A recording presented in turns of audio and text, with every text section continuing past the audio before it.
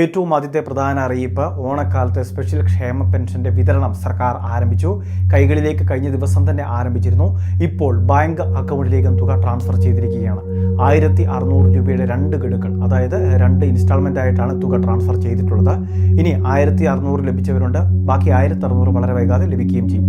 അതായത് 3200 രൂപയും ഒരു തടസ്സവും കൂടാതെ നമ്മുടെ ബാങ്ക് അക്കൗണ്ടിൽ ക്രെഡിറ്റ് ആവുന്നതാണ്.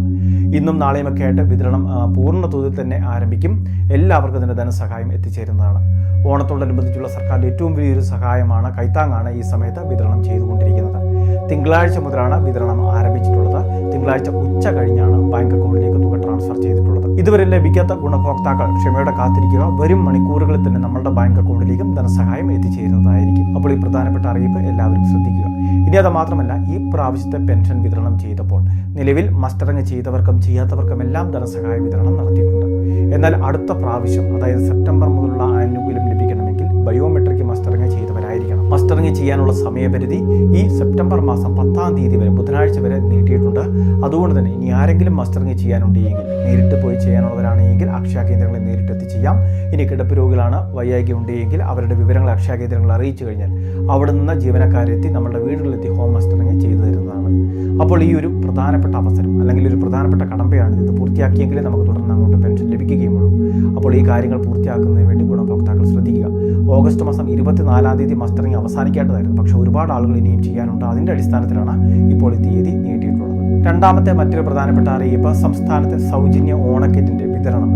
റേഷൻ കാർഡുകൾക്കാണ് സൗജന്യ ഓണക്കിറ്റ് ലഭിക്കുന്നത്. അതായത് മഞ്ഞ നിറമുള്ള റേഷൻ കാർഡുകൾക്ക് 14 ഇനങ്ങളടങ്ങിയ സൗജന്യ കിറ്റിൻ്റെ വിതരണം നാളെ മുതൽ റേഷൻ കടകൾ വഴി ആരംഭിക്കുകയാണ്.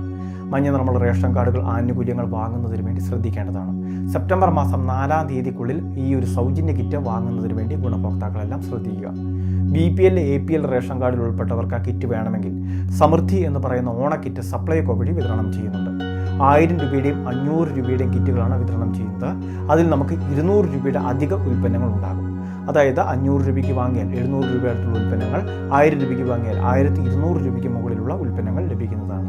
നിലവിൽ അതോടൊപ്പം തന്നെ ഗിഫ്റ്റ് കാർഡ് വേണമെങ്കിൽ ആ രീതിയിൽ നമുക്ക് പർച്ചേസ് ചെയ്യാം. 1000 രൂപയുടെയും 500 രൂപയുടെയും ഗിഫ്റ്റ് കൂപ്പണുകളെല്ലാം ലഭ്യമാണ്. സപ്ലൈകോ വഴി അത്തരത്തിലുള്ള ആനുകൂല്യങ്ങളുണ്ട് എന്നൊരു കാര്യം റേഷൻ കാർഡ് നമ്മൾ ശ്രദ്ധിക്കുക.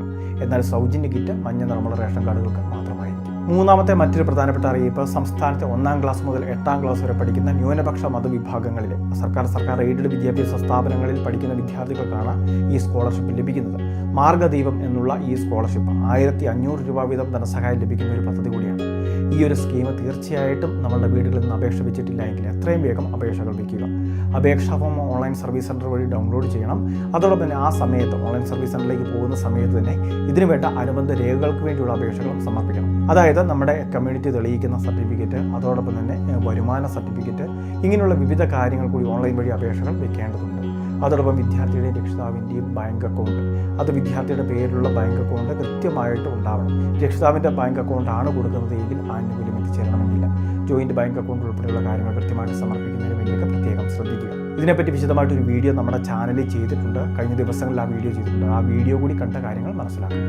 കോളേജ് വിദ്യാർത്ഥികൾക്കുള്ള സെൻട്രൽ സെക്ടർ സ്കോളർഷിപ്പ്, അതോടൊപ്പം റിലയൻസ് ഫൗണ്ടേഷൻ നൽകുന്ന സ്കോളർഷിപ്പുകൾ, ബിരുദ കോഴ്സുകൾക്ക്, ബിരുദാനന്തര കോഴ്സുകൾക്കൊക്കെ വലിയൊരു തുക തന്നെ ലഭിക്കുന്ന സ്കോളർഷിപ്പുകളാണ്. ഇവയെപ്പറ്റിയും വീഡിയോ നമ്മുടെ ചാനലിൽ ചെയ്തിട്ടുണ്ട്.